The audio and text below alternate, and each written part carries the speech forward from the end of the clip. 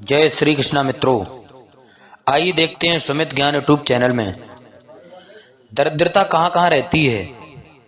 एक बार की बात है, समुद्र मंथन के समय हलाहल के निकलने के पश्चात दरिद्रा की तत्पश्चात लक्ष्मी जी की उत्पत्ति हुई।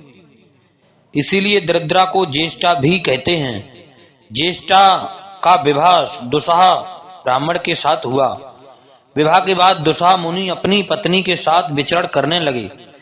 जिस देश में भगवान का उद्घोष होता हो, होम होता, बेट पाठ होता, भस्म लगाए लोग होते, वहां से ज्येष्ठा दोनों कान बंद कर दूर भाग जाती।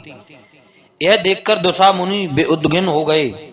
उन दिनों सब जगह धर्म की चर्चा और पुण्य कृत्या हुई ही करती है थे।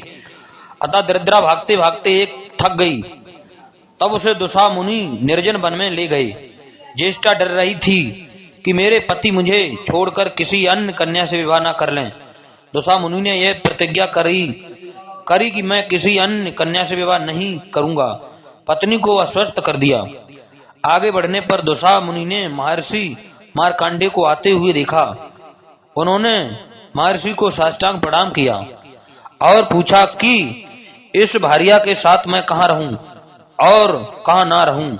मार्कंडेय मुनि ने पहले उन स्थानों को बताना आरंभ किया जहां दरिद्रा को प्रवेश नहीं करना चाहिए।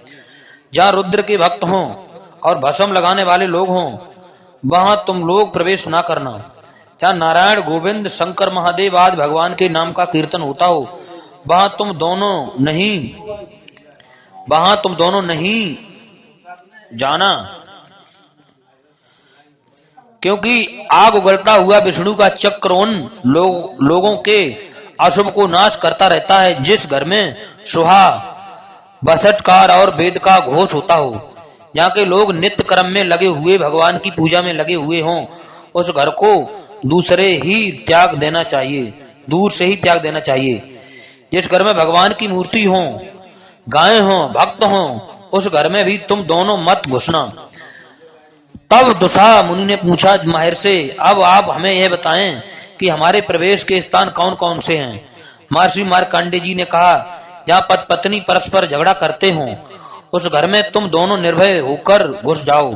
जहाँ भगवान की निंदा होती हो, जप होम आदि ना होते हों, भगवान के नाम नहीं लिए जाते हों, उस घर में घुस जाओ। जो लोग बच्चों को न देकर स्वयं खा लेते हों, उस घर में तुम दोनों घुस जाओ।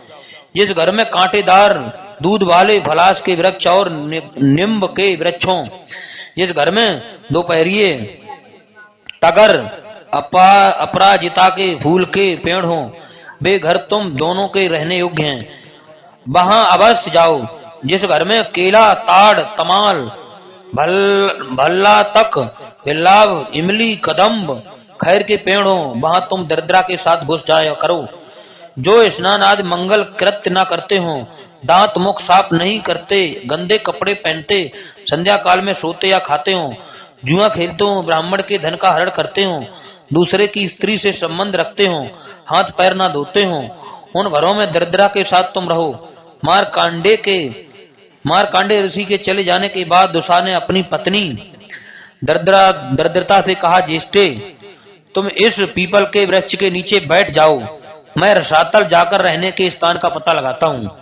दरिद्रा ने पूछा, नाथ तब मैं खाऊंगी क्या, मुझे कौन भोजन देगा। दुस्साह ने कहा, प्रवेश के स्थान तो मुझे मालूम ही हो गए हैं, वहां घुसकर खा पी लेना। हाँ, यह याद रखना कि जो स्त्री पुष्प धूप आदि से तुम्हारी पूजा करती हो, उसके घर में मत घुसना। इतना कहकर दुस्साह रसातल में चले गए। ज्येष्ठा वहीं बैठी हुई थी कि लक्ष्मी के साथ भगवान विष्णु वहां आ गए। ज्येष्ठा ने भगवान विष्णु से कहा, मेरे पति रसातल चले गए हैं, मैं अब अनाथ हो गई हूँ, मेरी जीविका का प्रबंध कर दीजिए। भगवान विष्णु ने कहा, ज्येष्ठे जो माता पार्वती, शंकर और मेरे भक्तों की निंदा करते हैं, उनके सारे धन पर तुम्हारा ही अधिकार है, उनका तुम अच्छी तरह वो करो। जो लोग भगवान शंकर की निंदा कर मेरी पूजा करते हैं, ऐसे मेरे भक्त अभागे होते हैं, उनके धन पर भी तुम्हारा ही अधिकार है। इस प्रकार ज्येष्ठा को आश्वासन देकर भगवान विष्णु लक्ष्मी सहित अपने निवास स्थान वैकुंठ को चले गए। ये प्रसंग हमें लिंग पुराण से मिला है। भक्तों, हमारे सुमित ज्ञान यूट्यूब चैनल को सब्सक्राइब करें, लाइक करें, और भी ज्ञान वर्धक वीडियो आप लोगों को मिलते रहेंगे। जय श्री कृष्णा, राधे राधे।